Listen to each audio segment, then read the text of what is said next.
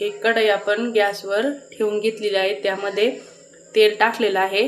आता त्यामध्ये आपल्याला अंडे फोडून टाकायचे आहे। एक एक अंड असं फोडून यामध्ये टाकीत चालायचं आहे।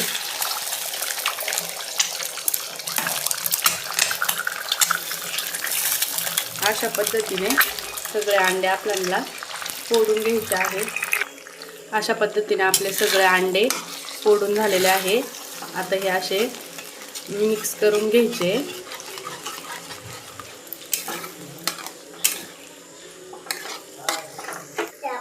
आपला गॅस हा फुल ठेवायचा आहे आणि हे सारखं मिक्स करीत चालायचं आहे जोपर्यंत हे आपलं असं सुटसुटीत होत नाही तोपर्यंत आपल्याला हे मिक्स करत राहायचं आहे।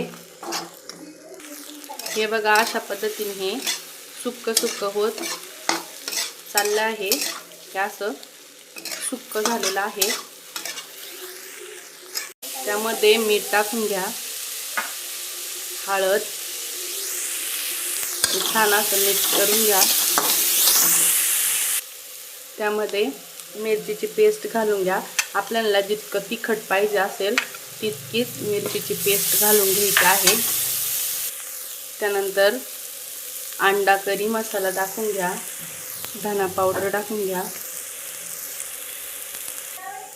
अद्रक लसूण पेस्ट घालून घ्या, छान असे मिक्स करून घ्या।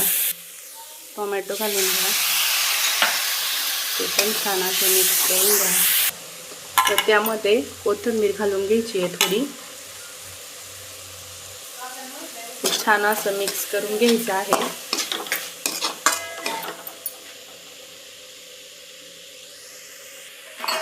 पाच मिनिटासाठी त्याच्यावर झाकण ठेवून शिजवून घ्यायचं आहे। अशा पद्धतीने आपले 5 मिनिटं झालेले आहे।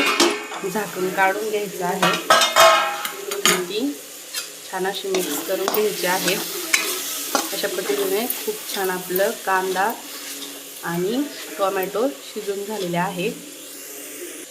त्यानंतर आपण तेलात टाकून सुके अंडे बनवून घेतले होते, ते सुके अंडे यात टाकून घ्यायचे आहे। ते आता छानपैकी मिक्स करून घ्यायचे आहे। आपलं छान असं मिक्स करून भन्नाट अशी अंडा भुर्जी बनून तयार आहे।